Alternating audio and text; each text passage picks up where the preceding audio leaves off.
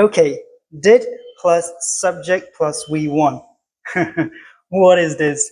This is a formula for asking questions in English using the past simple tense. So when you want to use the past simple tense to ask questions to anybody, you need to use this formula. Did plus subject plus V1.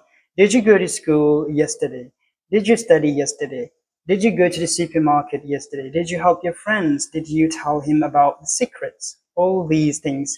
Now, सही तरीके से जवाब कैसे देना है in simple past tense, ये बहुत ही जरूरी है। बहुत सारे बच्चे मिस्टेक्स करते हैं इस पे, इसीलिए simple past tense बहुत ही जरूरी है। ध्यान से सुनिएगा। Okay, how do you answer a question in simple past tense? सबसे पहले उसका रूल्स समझेंगे। सबसे पहले आएगा subject plus verb plus object. Now verb के लिए you need a V2 form. V2 form मतलब आपको थोड़ा simple past form चाहिए verb के लिए। For example, अगर मैं go बोलूं तो go का simple past tense मुझे आना चाहिए। ये चीज हमें सिर्फ by heart करने से ही होता है, हमें इसको याद करना पड़ता है। So go का V2 form है went, sleep का V2 form है slept, right? Let's say sing का V2 form है sang. So all these verbs, all these forms of verbs, we need to learn them before we speak great English. Okay. Did you go to the cinema yesterday? Yes, I did. Did you tell your friends about the secret? Yes, I did. Did you tell your dad about your new car? No, I didn't tell him. I am so sorry. एक चीज आपको ध्यान रखना है, जब भी सवाल did से स्टार्ट होता है तो आपका जो आंसर है वो did से ही खत्म हो जाता है इन सिंपल, राइट? हमेशा ये रूल्स फिक्स नहीं है, लेकिन बिगिनर्स के लिए ये चीज समझना बहुत जरूरी है। ये चीज अभी फिक्स रखना है आपके माइंड। लेट्स से अगर सवाल डिड से स्टार्ट होता है, डिड यू स्टडी यस्टरडे, तो आपको इस तरीके से बोलना है, यस आई डिड, इतना काफी है। Did you help him? Yes I did.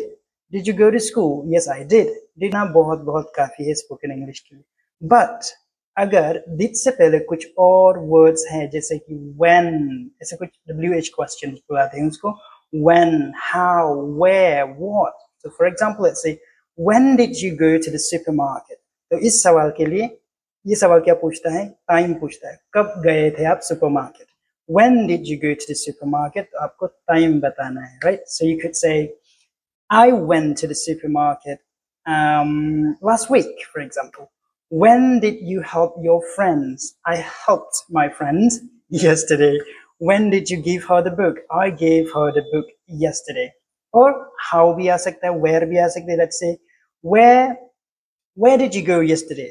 I went to my friend's house yesterday. In simple, did से start होता है, short answer, did से खत्म होता है। अगर did से start नहीं होता है तो आपका आंसर did से खत्म नहीं होना चाहिए, आपका आंसर थोड़ा लंबा होना चाहिए। So rules for questions: did plus subject plus V1 answers, subject plus V2 form of verbs plus object. Now another important thing is you need to know the different kinds of verbs. So we have two kinds of verb generally. दो types of verbs हैं हमारे पास, एक regular verb है and एक irregular verbs है।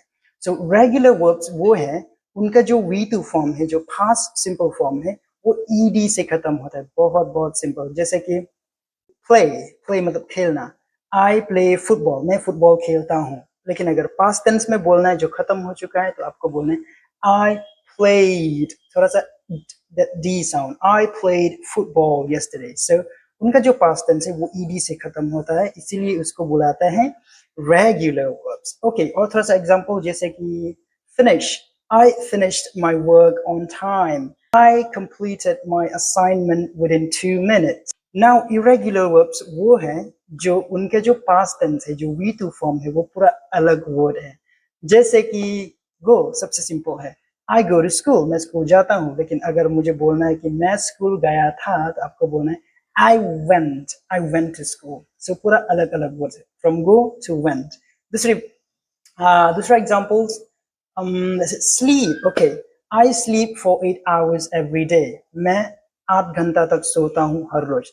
लेकिन अगर past tense में बोलना है तो आपको बोलना है I slept for 7 hours yesterday. Past tense मतलब जो चीजें खत्म हो चुके हैं, कोई लेना देना नहीं है, खत्म हो गए। So yes, that's how we use it past tense. बहुत सारे verbs हैं जो regular है and irregular है, उसको सिर्फ रीड करने से, देखने से और प्रैक्टिस करने से और याद करने से ही होता है, तो आपको वो याद करना पड़ेगा। And look at all these verbs and learn them.